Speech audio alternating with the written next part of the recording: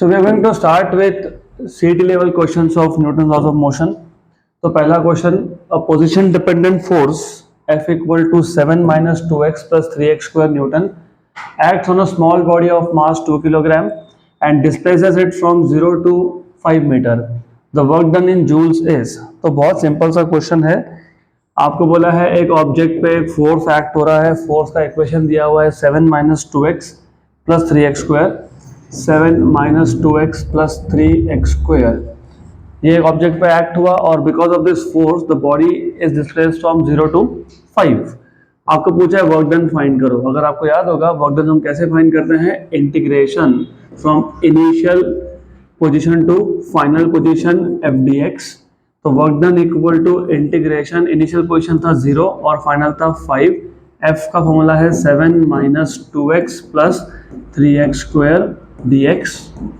तो therefore work done equal to, अभी ये जो आपके पास तीन टर्म्स है तो हम लोग इसको तीन इंटीग्रल्स बना लेंगे. पहला आ जाएगा 7 dx, उसमें से 7 कांस्टेंट है तो कांस्टेंट इंटीग्रेशन के बाहर, तो 7 integration dx minus 2x dx, again 2 is constant तो x dx plus 3 is constant integration x square dx.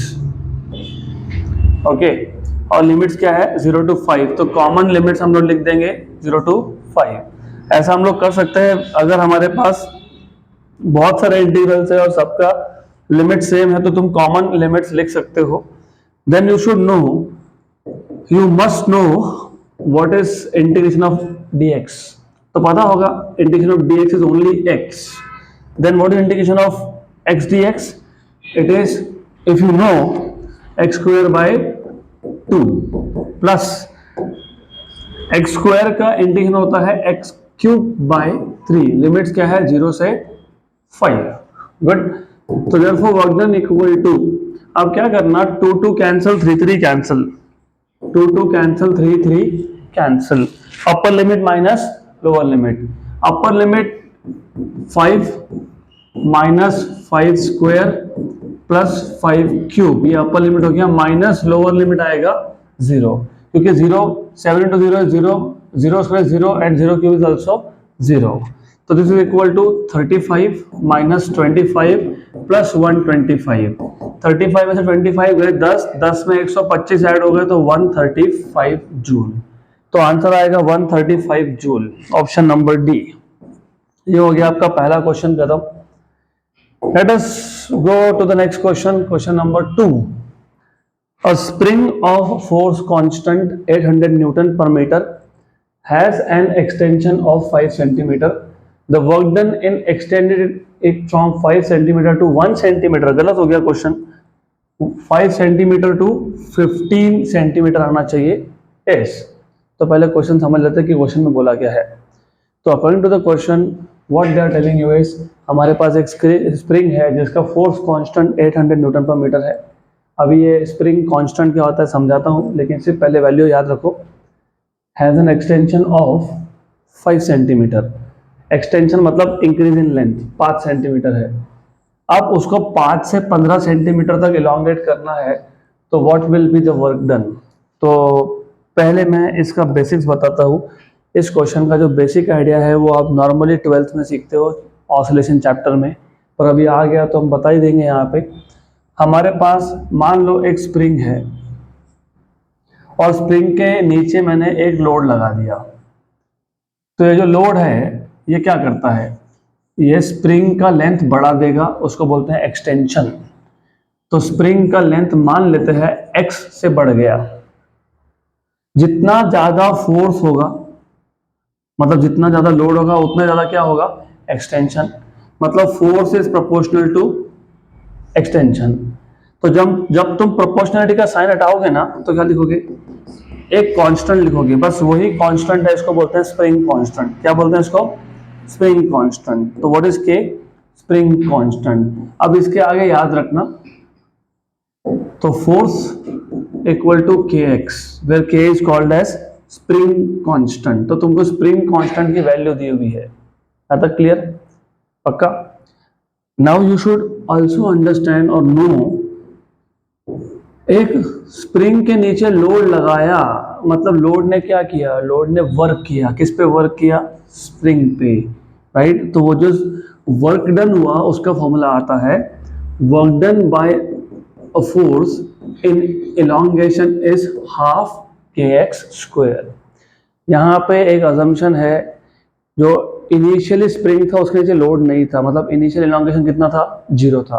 फिर तुमने स्प्रिंग के नीचे क्या लगा दिया, लोड। लोड ने क्या किया, इलॉन्गेट किया, कितने से इलॉन्गेट किया, x से। तो लोड मतलब वेट ने फोर्स लगाया, फोर्स ने वर्क किया, और वो वर्क डन कितना है, हाफ के एक्स स्क्वायर। तो जब 5 सेंटीमीटर का इलॉन्गेशन था, 5, 0 से 5, तो वर्क डन कितना है, हाफ के x1 स्क्वायर। जब 15 सेंटीमीटर का इलॉन्गेशन है तो 0 से 15, तो कितना है, half K x2 square. 0 to 5 में वर्क डन हुआ हाफ के x1 स्क्वायर, x1 की वैल्यू 5 है। 0 to 15 में कितना हुआ, half K x2 square, x2 की वैल्यू कितनी है, 15 है, कितनी है, 15 है। तो 5 से 15 कितना होगा, 5 से 15 होगा W2 माइनस W1। 0 से 5 centimetre elongation, equation number 1। 0 to 15 elongation, equation number 2। 5 to 15 दोनों का सब्ट्रैक्शन, बस सब्ट्रैक्ट करना है आपको।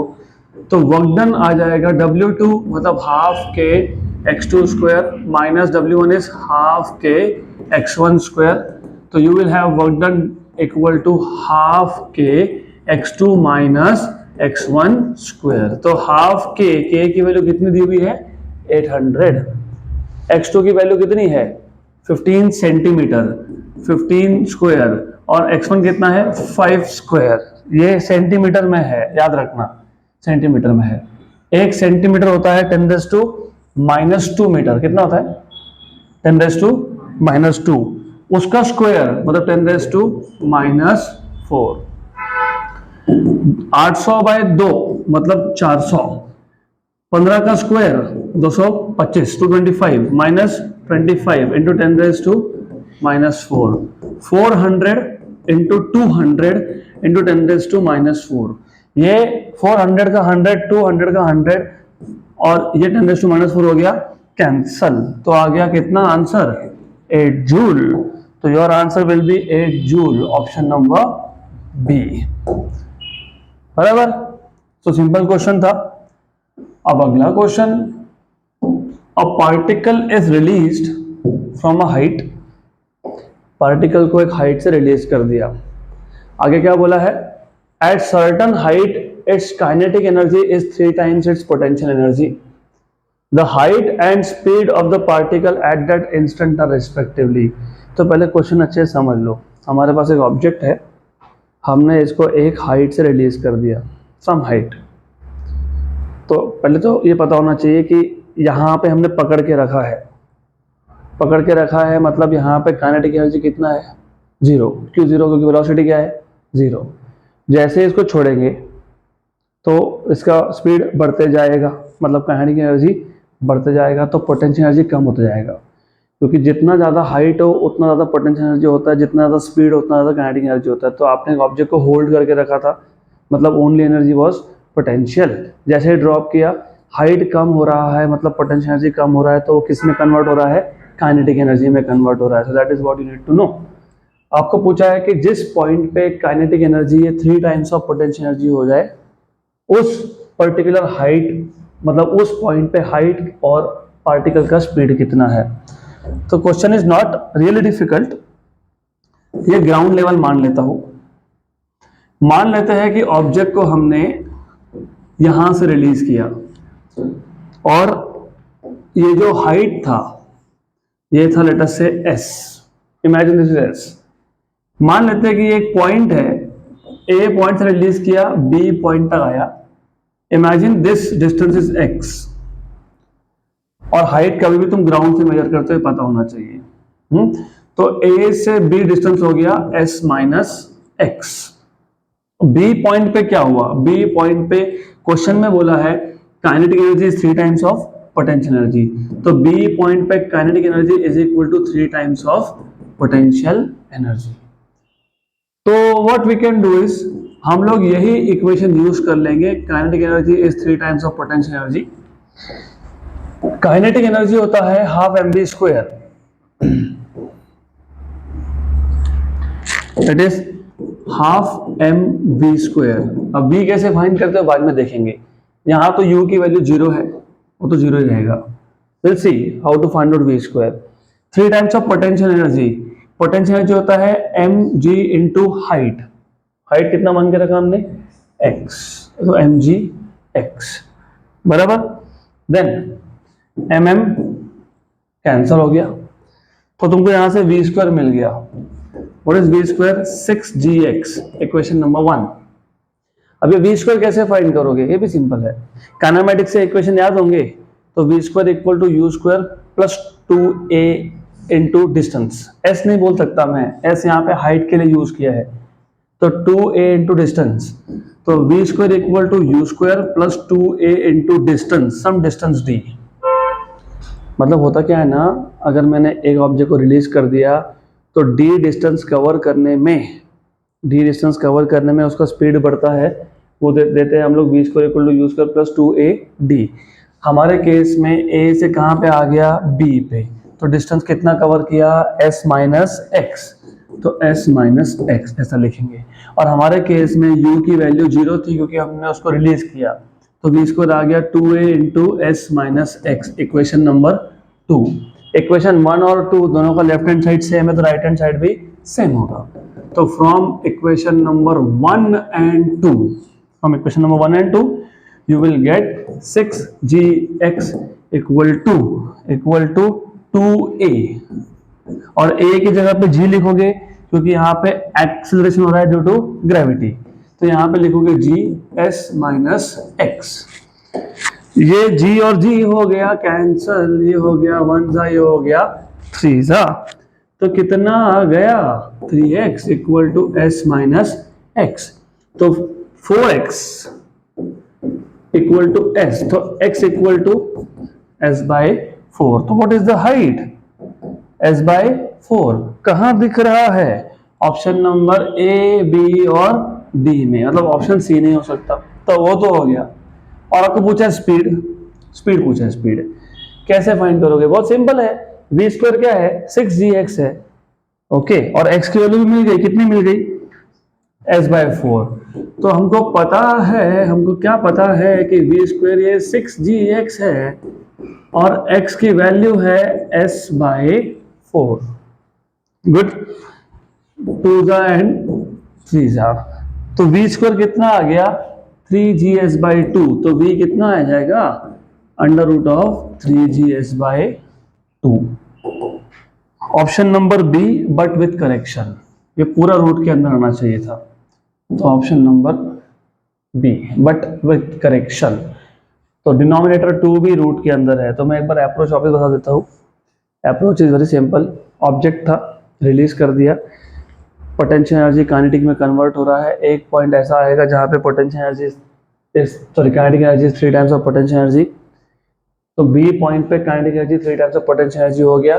काइनेटिक एनर्जी का इक्वेशन होता है half mv square, potential energy होता है of course you know it is mg into distance, mg into height, mgh, तो mgh, h मतलब x, तो mgx, mm कैंसिल हो गया, v square equal to 6gx मिल गया। अब प्रॉब्लम ये है कि x फाइंड करना है तो v स्क्वायर पता होना चाहिए। v स्क्वायर फाइंड करने के लिए हमने इक्वेशन ऑफ काइनेमेटिक्स यूज कर लिया, v square equal to u square plus 2a into displacement, यहाँ पर डिस्प्लेसमेंट कितना है s माइनस एक्स, और a की वैल्यू कितनी है g, u क्या है 0।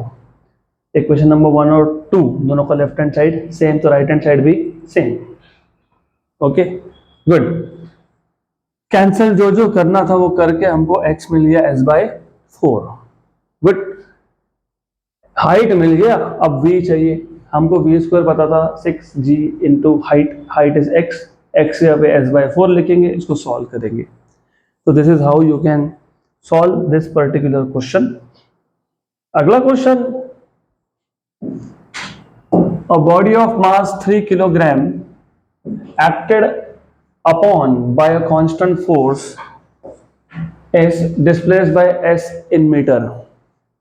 Given क्या दिया हुआ है, given by relation t square by 3, तो हमको ऐसा बोला है कि हमारे पास एक बॉडी है जिसका 3 kg का मास है, उस पर हम लोग एक कांस्टेंट फोर्स लगा रहे हैं, कांस्टेंट फोर्स से डिस्प्लेसमेंट प्रोड्यूस किया s, और s का रिलेशन है t²/3, ऐसा बोला है, where t is in second. Work done by the force in 2 second s। Question पहले पूरा समझ लो, अदरवाइज सॉल्व तो होगा ही नहीं। क्वेश्चन नहीं समझेगा तो सॉल्व कैसे करोगे? तो क्वेश्चन ऐसा है, एक ऑब्जेक्ट है, एक मास है, कितना मास है? 3 किलोग्राम। उस पर कांस्टेंट फोर्स लग गया, कांस्टेंट मतलब फोर्स की वैल्यू कांस्टेंट। उसने बॉडी को कितने डिस्प्लेस कर दिया? s से, और s का रिलेशन क्या है? t²/3, where t is in seconds. आपको पूछा है what is the work done by the force in 2 seconds. तो 2 सेकेंड में बॉडी पे कितना वर्क हुआ, फोर्स ने कितना वर्क किया। तो आप सबको पता होना चाहिए work done bye constant force is force into displacement. ये तो पता ही होगा, पता है ना ये। और s क्या है? s t²/3, और t कितना दिया हुआ है आपको? 2 सेकेंड। यस, तो s कितना हो गया? 2²/3 मतलब 4/3 मीटर। तो ये तो मिल गया। अगर मुझे वर्क डन फाइंड करना है तो मुझे फोर्स भी पता होना चाहिए। अब वो फोर्स कैसे फाइंड करेंगे, वही तो सबसे बड़ा प्रॉब्लम है। अब फोर्स कैसे फाइंड करेंगे? आपको पता है ना, फोर्स होता है mass into acceleration. Very good. लेकिन एक्सेलरेशन क्या होता है? dv/dt। Very good. लेकिन v क्या होता है? ds/dt। तो v इज ds/dt, और s आपको दिया हुआ है। s क्या दिया हुआ है? t²/3। ये जो 1/3 है ना, वो कांस्टेंट है। तो 1/3 इज कांस्टेंट। कांस्टेंट को डेरिवेटिव के बाहर रखता हूं और डेरिवेटिव लेता हूं t² का। तो t² का डेरिवेटिव 2t होता है, तो सबको बताइए। ये आ गया 2t/3। ये मिल गया आपको क्या? वेलोसिटी। लेकिन फोर्स के लिए क्या चाहिए? Acceleration. What is acceleration? dv/dt। What is v? 2t/3। तो 2t/3, इसमें से 2/3 कांस्टेंट, वो डेरिवेटिव के बाहर, t का derivative with respect to 2 is 1। तो एक्सेलरेशन आ गया 2/3 dt/dt। dt हो गया कैंसल आउट, तो a की वैल्यू 2/3 आ गई। तो फोर्स आ जाएगा आपका m × a। फोर्स का था 3, मास था 3, a है 2/3, तो 3 हो गया कैंसल। तो आपको मिल गया फोर्स इक्वल टू 2 न्यूटन। कितना न्यूटन? 2 न्यूटन। Very good. हमको तो वर्क डन चाहिए था। वर्क डन था फोर्स इनटू डिस्प्लेसमेंट। फोर्स है 2, डिस्प्लेसमेंट हमने फाइंड किया था 4/3। 4/3 मतलब 8/3। तो work done is 8/3 joule. Option number A. Good. तो ऐसे आपको क्वेश्चंस खुद को सॉल्व करते आने चाहिए, और ऐसे rapid fire rounds I will take in future also, जहाँ पे हम लोग कोशिश करते हैं कि 1 घंटे में हम लोग 14-15 क्वेश्चन मिनिमम, क्योंकि दैट इज मिनिमम है वो। और वो भी 14-15 क्यों? Because I am also explaining, I am also writing. Otherwise 1 hour 30-35 question होने चाहिए। अगला question, a force F is equal to ay² plus by plus c acts on a body in gamma direction। gamma कुछ नहीं होता, force y पे depend कर रहा है तो ये y डायरेक्शन है। फोर्स y पे डिपेंड कर रहा है तो y डायरेक्शन है। The work done by this force during a displacement from y equal to -a2 plus a is। फिर वही क्वेश्चन है, आपको वर्क डन पूछा है, फोर्स का इक्वेशन दिया है। अभी इस टाइप के क्वेश्चन हमने इतने सॉल्व कर लिए। तो वर्क डन क्या होता है? Force into displacement. लेकिन यहाँ पर डिस्प्लेसमेंट अलोंग एक्स एक्सिस नहीं है, अलोंग वाई एक्सिस है, तो F D Y. Initial position था -a, फाइनल है +a, ऐसा ही बोला हुआ है। तो work done equal to -a2 + a f dy। What is f? ay² + by + c। तो A Y square plus B Y plus C D Y. फिर वही करेंगे, तीन इंटीग्रल बना लेंगे। ए कांस्टेंट है बाहर, Y square D Y plus B constant है बाहर, Y D Y plus C constant है बाहर, D Y from minus A to plus A. Then Y square का integration Y cube by 3, Y का integration Y square by 2, D Y का integration Y, limits minus A to plus A. अब आपको सिर्फ limit substitute करनी है यहाँ पे। ओके, तो सब कुछ प्लस था ना, एक बार चेक कर लेते हैं। Okay, everything is good, fine.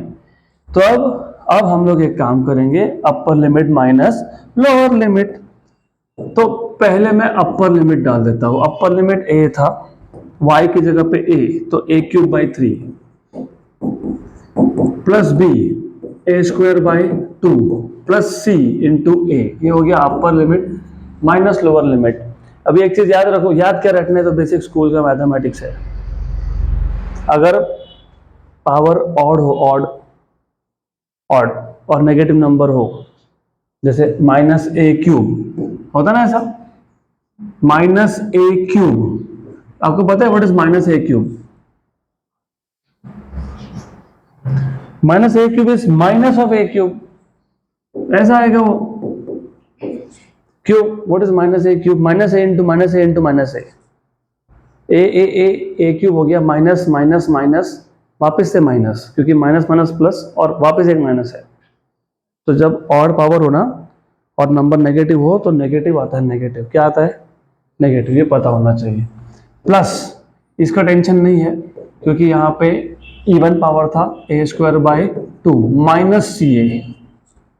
अब जब तुम ब्रैकेट ओपन करोगे ना, तो A cube by 3 plus B A square by 2 plus C A minus minus plus, A cube by 3 minus B A square by 2 minus minus हो गया plus, तो plus C ए। तो क्या कैंसल हो गया? ये नहीं हुआ, ये और ये हो गया कैंसल। बाकी दो जो टर्म्स है वो दो बार आ गई। तो 2a cube by 3 plus 2ca। तो देखो ऐसा इक्वेशन कहीं ना कहीं दिखेगा। ऑप्शन नंबर बी हो गया क्वेश्चन नंबर 5 सॉल्व। अगला क्वेश्चन, अब इस टाइप के क्वेश्चन फिजिक्स के बहुत सारे क्वेश्चन, अगर आपका थ्योरी में अच्छे से ध्यान था, थ्योरी पे होल्ड अच्छा है, तो फिजिक्स के बहुत सारे क्वेश्चन जेई नीट के इंक्लूडिंग सीईटी के इंक्लूडिंग हम लोग क्वेश्चन देख के ही आंसर कर देते हैं। तो ये क्वेश्चन उस टाइप का है जहाँ पे तुमको सॉल्व ही नहीं करना। हाँ, तो फिजिक्स से डरना बंद करो। Physics is the most easy subject of all. तुमको डरा के रखा है लोगों ने, तो फिर क्या ही करेंगे। अब a person of mass 60 kg is inside a lift of mass 940 kg. The lift starts moving upwards with an acceleration of 1 meter per second square. If g is 10 meter per second square, the tension in the supporting cable is. सबसे पहले you have to take yourself to the level of imagination. एक lift है 940 kilogram का, उसके अंदर एक person है 60 kilogram का, तो टोटल मास हो गया 940 प्लस 60 मतलब 1000। कितना? 1000। और मैंने आपको बहुत बार बताया है, अगर सिस्टम ऊपर जा रहा है, तो फोर्स तुम लिखते हो मास इंटू जी प्लस ए। सिस्टम अगर ऊपर जा रहा है तो नेट एक्सेलरेशन होता है जी प्लस ए, सिस्टम अगर नीचे आ रहा होता है तो जी माइनस ए। क्लियर है ना ये? अब और एक चीज समझ लेना, लिफ्ट को ऊपर कौन लेके जा रहा है? लिफ्ट के ऊपर जो रस्सी बांध के रखी है वो, उस है ना, वो जो लिफ्ट के ऊपर केबल होगा ना, वो खींचेगा ना लिफ्ट के ऊपर। तो उसमें जो फोर्स होता है उसको बोलते हैं टेंशन। क्या बोलते हैं उसको? टेंशन। कौन सा फोर्स? टेंशन। कौन सा फोर्स? टेंशन। टेंशन होता है मास इंटू एक्सेलरेशन। मास किसका? मास लिफ्ट का, और मास किसका? पर्सन का। लिफ्ट ऊपर जा रहा था कि नीचे जा रहा था? तो क्या लिखेंगे? जी प्लस ए। ये 940 है, ये 60 है, ये 10 है, ये 1 है, ये 1000 हो गया इंटू 11 हो गया, तो 11,000 न्यूटन हो गया, तो 11,000 Newton, 11,000 Newton, option number D. This is how you solve such questions. ये क्वेश्चन भी उस टाइप का है, इस क्वेश्चन के लिए मैं कुछ लिखने नहीं वाला हूँ, ओरली हम लोग सॉल्व करेंगे। A lift of mass 1000 kilogram is moving with an acceleration of 1 meter per second square in upward direction. Tension developed in the string which is connected to the lift is. यहाँ पे lift के अंदर person ऐसा नहीं बोला, उन्होंने lift का ही मास कितना बता दिया 1000, 1000 गुड। और लिफ्ट कहाँ जा रहा है अपवर्ड, तो मास इंटू जी प्लस ए, मास कितना है 1000, जी की वैल्यू कितनी है 9.8 प्लस 1 10.8, 10.8 into 1000, 10,800, ऑप्शन सी ऐसे होगा ना, 1000 into 10.8 is 10,800, खत्म हो गया आंसर। अगला question, okay, a person is standing in an elevator, in which situation he finds his weight less than actual wait. एक पर्सन है जो एक लिफ्ट के अंदर है, एलिवेटर के अंदर है, तो कौन से सिचुएशन में उसको खुद का वेट उसके एक्चुअल वेट से कम लगेगा। In which situation he finds his weight less than actual weight, okay, याद रखना आप। तो ऐसा है, अभी मैं आपको पहले ये बता देता हूं what is actual wait and what is apparent wait. देखो, लिफ्ट के अंदर है मास, ब्लॉक का जो वेट है mg, वो है एक्शन लिफ्ट पे, और इसको हम लोग बोलते हैं एक्चुअल वेट। क्या बोलते हैं इसको? Actual wait. एक्शन का होता है रिएक्शन, तो ये है रिएक्शन। तो जो ये रिएक्शन फोर्स होता है ना, इसको हम लोग बोलते हैं एपरेंट वेट। क्या बोलते हैं इसको? Apparent weight. तो हम लोग क्या मेजर करते हैं? हम लोग मेजर करते हैं एपरेंट वेट। तो जब तुम एक वेइंग मशीन के ऊपर खड़े हो जाते हो, जो भी रीडिंग होगा 50, 60, 65, 70 जो भी होगा, वो आपका एक्चुअल वेट है ही नहीं, वो क्या है? Apparent weight. तुम्हारा एक्चुअल वेट तो वेइंग मशीन पे एक्शन था, और जो वेइंग मशीन ने रिएक्शन दिया, दैट इज एपरेंट वेट। और हम लोग क्या मेजर करते हैं? Apparent weight. What we measure is apparent weight, what we measure is apparent weight. तो ये आपको याद होना चाहिए, एपरेंट वेट। तो अब अगर लिफ्ट स्टेशनरी है, मतलब लिफ्ट मूव नहीं हो रहा, तो लिफ्ट पे और अंदर पे जो ब्लॉक है उस पे नेट फोर्स 0 है। जब नेट फोर्स 0 हो, कोई फोर्स ही नहीं हो, तो उस केस में एपरेंट वेट और एक्चुअल वेट इक्वल होते हैं। If the lift is at rest, तो apparent weight and actual weight मतलब R और mg they are equal because there is no force. अगर लिफ्ट ऊपर जा रहा है या ये लिफ्ट नीचे आ रहा है बट विथ कांस्टेंट वेलोसिटी, उस केस में भी एपरेंट वेट और एक्चुअल वेट सेम होता है। तो 3 सिचुएशन है जिसमें apparent weight and actual weight are equal. Either the lift is at rest और the lift is moving either upward और downward with constant velocity, constant velocity मतलब 0 acceleration. तो जब तक एक्सेलरेशन नहीं होता, तो उस केस में R और mg की वैल्यू क्या है? सेम है। अब इमेजिन मैंने इसलिए बोला था कि यहाँ पे तुमको इमेजिनेशन लगने वाला है। Imagine that the lift is moving upwards, but this time it is moving upward with acceleration a। मतलब अभी लिफ्ट ऊपर तो जा रहा है, लेकिन उसका वेलोसिटी भी चेंज हो रहा है। कोई भी चीज ऊपर तब जाती है जब रिजल्टेंट फोर्स ऊपर के डायरेक्शन में हो। तो मतलब upward force minus downward force कहाँ हो? रिजल्टेंट मतलब ऊपर के डायरेक्शन में। याद रखना, anything goes up if and only if the net force is in upward direction. तो नेट फोर्स अपवर्ड डायरेक्शन में होना मतलब क्या? Upward force minus downward force. मैं वापस बता देता हूँ, ये वेक्टर से आता है कॉन्सेप्ट। अगर कोई सिस्टम ऊपर जा रहा है, इसका मतलब ये नहीं है कि डाउनवर्ड फोर्स ही नहीं है। इसका मतलब ये है कि ऊपर के डायरेक्शन का फोर्स ज़्यादा है, नीचे की डायरेक्शन का फोर्स कम है। तो रिजल्टेंट फोर्स कहाँ है? ऊपर के डायरेक्शन में, तो क्या लिखोगे, upward force minus downward force. तो नेट फोर्स क्या है, आर माइनस एम जी। लेकिन फोर्स क्या होता है, मास इनटू एक्सेलरेशन। तो यहाँ पे R equal to m g को यहाँ लाऊंगा तो m g plus m a बन जाएगा, बराबर है, करेक्ट।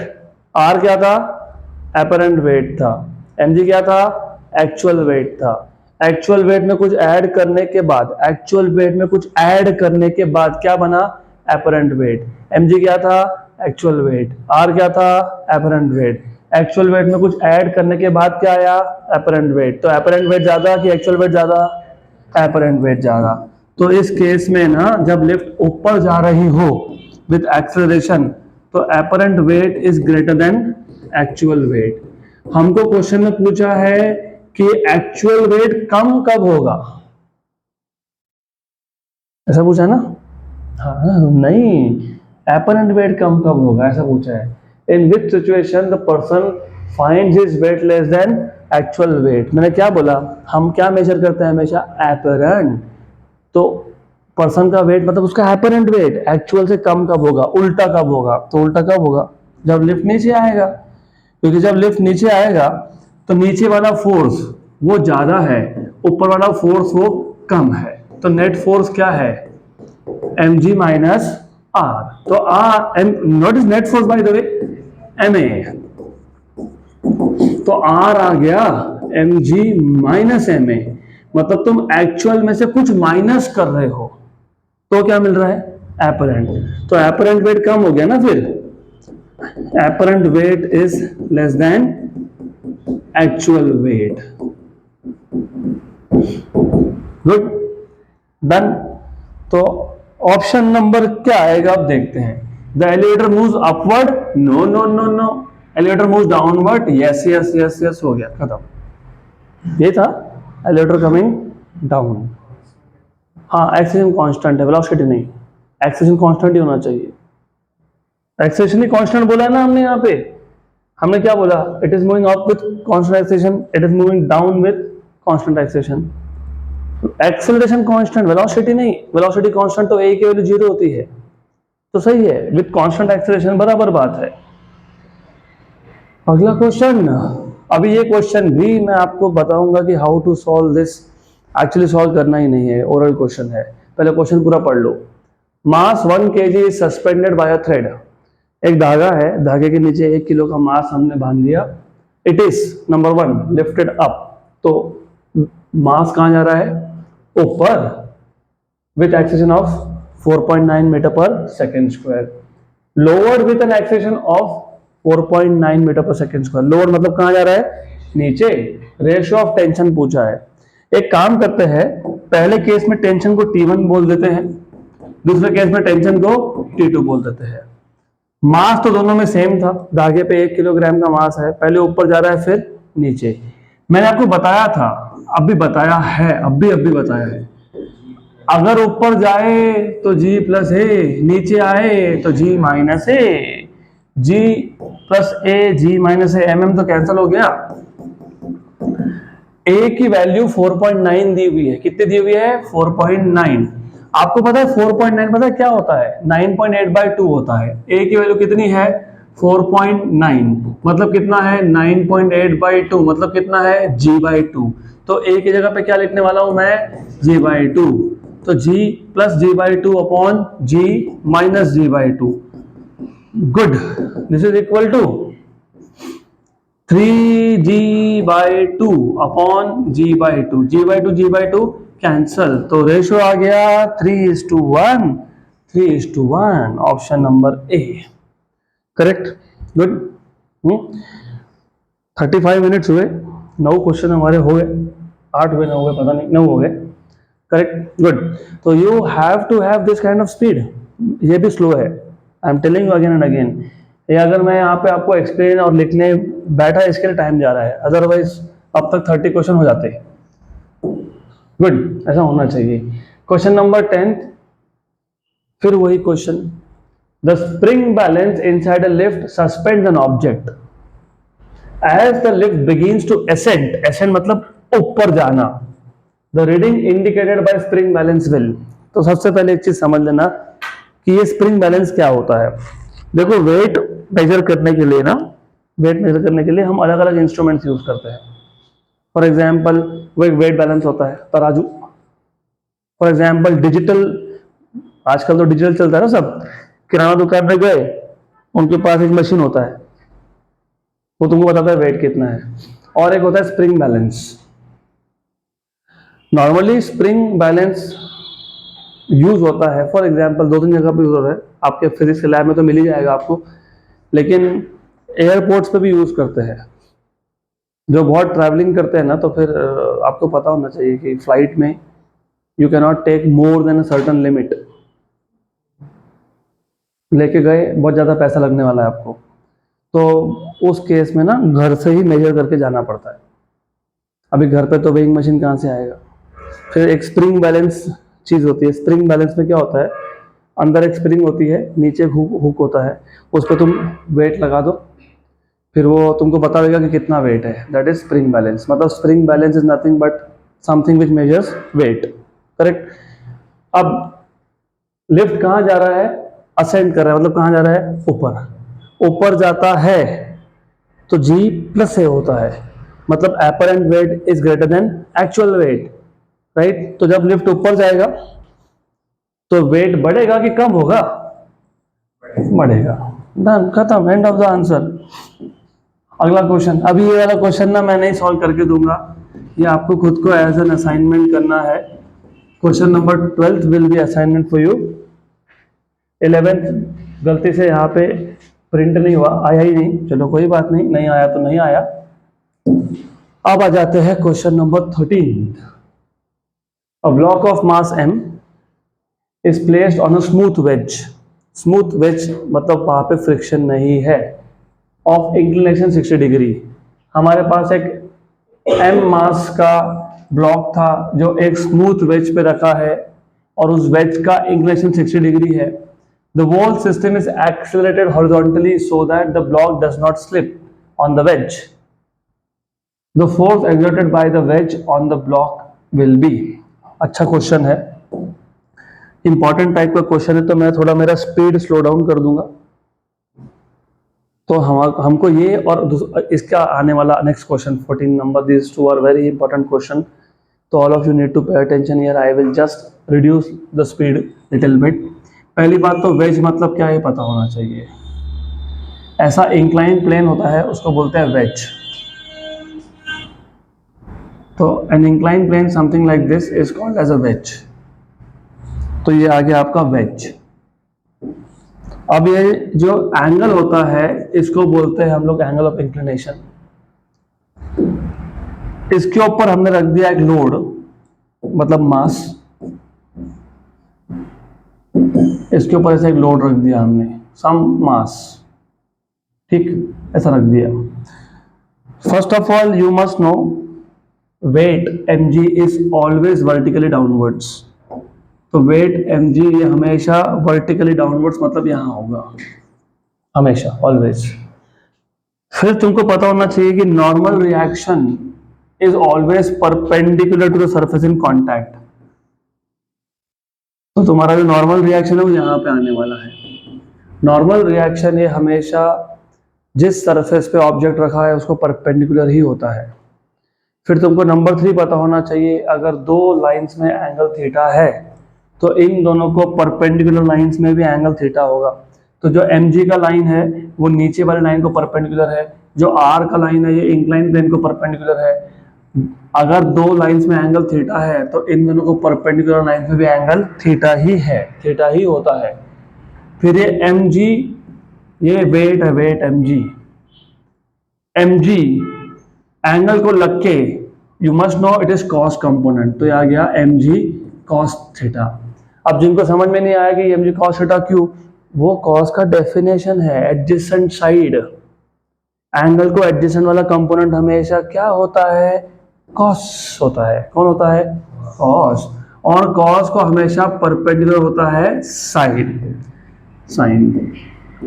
तो अभी आपको पहले तो ये पता होना चाहिए, यहां से सबसे पहले you should know this, you must know this. ये स्मूथ सरफेस था और mg का एक component down the incline plane है, मतलब ये कि ऑब्जेक्ट तो नीचे आने ही वाला है, लेकिन ऑब्जेक्ट को नीचे नहीं लाना है। और नीचे आने क्यों वाला है? क्योंकि फ्रिक्शन नहीं है। मैंने अगर इस पेन को छोड़ दिया तो वो नीचे जाएगा, क्योंकि नीचे उसको ग्रेविटी पुल कर रहा है mg। इसको भी छोड़ दिया तो नीचे जाएगा, क्योंकि यहाँ पे कंपोनेंट है, कौन है? mg sin theta. तो वो mg sin थीटा क्या करेगा? इसको नीचे लेके जाएगा। नीचे नहीं लेके जाना है, उन्होंने ऐसा बोला है क्वेश्चन में। तो अभी देखो क्या बोला है, a block of mass m is placed on a smooth wedge of inclination 6 degree, मतलब थीटा की value 60। The whole system is accelerated horizontally, मतलब इस पूरे सिस्टम पे तुमने एक एक्सेलरेशन लगा दिया, मान लेते हैं b। पहली बात यू नीड टू अंडरस्टैंड, जब तक ये फोर्स नहीं लगा था तब तक ये जो फ्रेम ऑफ रेफरेंस था ये इनर्शियल फ्रेम ऑफ रेफरेंस था। इनर्शियल फ्रेम ऑफ रेफरेंस मतलब non accelerated frame of reference. मतलब तुम गाड़ी में बैठे हो, बस गाड़ी में बैठे हो, अब गाड़ी सडनली चालू हो गई और आगे जा रही है, you feel a push to the back side. तो मैंने अगर इस वेज पे फोर्स लगा दिया, राइट, जैसे तुम गाड़ी में बैठे थे, जैसे ही गाड़ी ने एक्सेलरेट किया, you are into non inertial frame of reference, जिसको तुम बोलते हो एक्सेलरेटेड फ्रेम ऑफ रेफरेंस। और एक्सेलरेटेड फ्रेम ऑफ रेफरेंस में हर ऑब्जेक्ट पे एक फोर्स लगता है, जिसको तुम बोलते हो सूडो फोर्स। क्या बोलते हैं? गाड़ी आगे चलना स्टार्ट हुआ तो तुमको पीछे धक्का लगता है, मतलब एक्सेलरेशन के अपोजिट डायरेक्शन में। हमने इस सिस्टम को एक्सेलरेट कर दिया और ये ऑब्जेक्ट वेज के ऊपर था, तो अब ये जो ऑब्जेक्ट है ये एक्सेलरेटेड फ्रेम ऑफ रेफरेंस में पहुंच गया। और एक्सेलरेटेड फ्रेम ऑफ रेफरेंस में यू मस्ट नो कि हर एक ऑब्जेक्ट पे क्या लगता है? Pseudo force.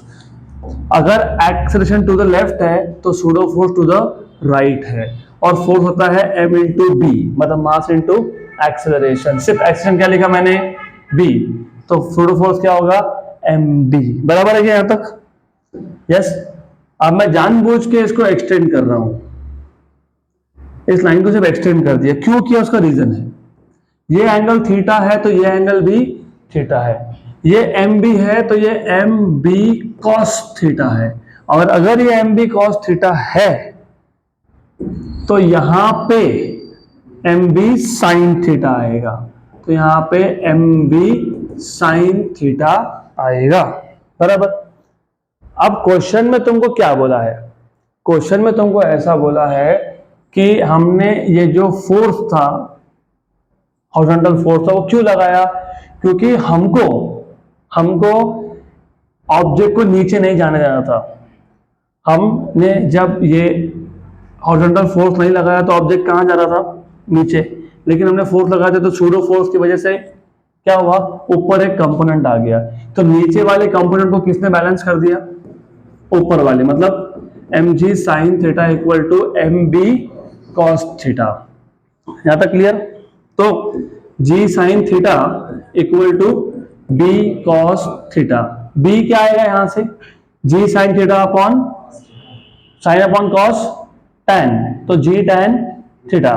अब ये क्वेश्चन में मैं बाद में आऊंगा, अगले क्वेश्चन पे मैं पहले आऊंगा। क्वेश्चन नंबर 14, सेम क्वेश्चन है, एग्जैक्टली वही क्वेश्चन है। A block is kept on a frictionless inclined surface with angle of inclination alpha, जिसको मैंने थीटा बोला था, इन्होंने क्या बोला है? Alpha. Incline is given an acceleration a, जिसको मैंने b बोला था, इन्होंने क्या बोला है? a, right, to keep the block stationary। ऐसे था ना? a is equal to, हमारे केस में b is equal to g tan theta, वहां पे g tan alpha. Question solve हो गया। 14 हो गया, आप 13 पे वापस आ जाओ। तो 14 तो हमने कर लिया। तो इनफैक्ट 14 ये 13 का सबसेट है, पता ना, सेट सबसेट। हाँ, ओके, गुड। इस केस में तुमको क्या फाइंड करना है? इस केस में तुमको बोला है what is the force exerted by the ways on the block. तुम बेंच पे बैठे हो, एक्शन, बेंच तुम पे क्या लगा रहा है? तो बेंच मतलब वेज, वेज तुम पे मतलब ऑब्जेक्ट पे क्या लगाता है? रिएक्शन। तो क्या फाइंड करने के लिए बोला है? Reaction. Force exerted by wedge on the block, मतलब रिएक्शन फाइंड करने के लिए बोला है। तो रिएक्शन कैसे फाइंड करोगे? रिएक्शन आर को कौन कौन अपोजिट है? Very good, m b sine theta plus m g cos theta. Excellent. अब जब तुम क्वेश्चन पढ़ते हो ना तो साथ में ऑप्शंस भी देख लिया करो। अब मैं ऐसा क्यों बोल रहा हूं? मैं ऐसा इसलिए बोल रहा हूं, I am saying this because you need to know. Look, यहां पे क्वेश्चन में first of all in terms of G है। क्या है in terms of G? B नहीं है तो बी हटाना पड़ेगा, बी हटा देंगे हम लोग। तो बी क्या आएगा यहां से? G sine theta by cos theta, मतलब G tan theta. Very good, तो सब्स्टिट्यूट कर देंगे, तो बी की जगह पे लिख देंगे। तो r equal to m b, but what is b? G tan theta into sine theta plus m g cos theta. Theta की वैल्यू 60 है, तो r equal to m g tan 60 sine 60 plus m g cos 60। M g tan 60 होता है √3 होता है, yes √3 होता है, बराबर बोल रहा हूं मैं। Sine 60 is √3/2, cos 60 is 1/2, √3 into √3 3, तो ये आ गया 3mg/2 प्लस mg/2, मतलब कितना? 4mg/2, मतलब कितना? 2mg। तो 2mg ऑप्शन में है, option number A. Good, so that's it for today. We'll continue with more in the next session.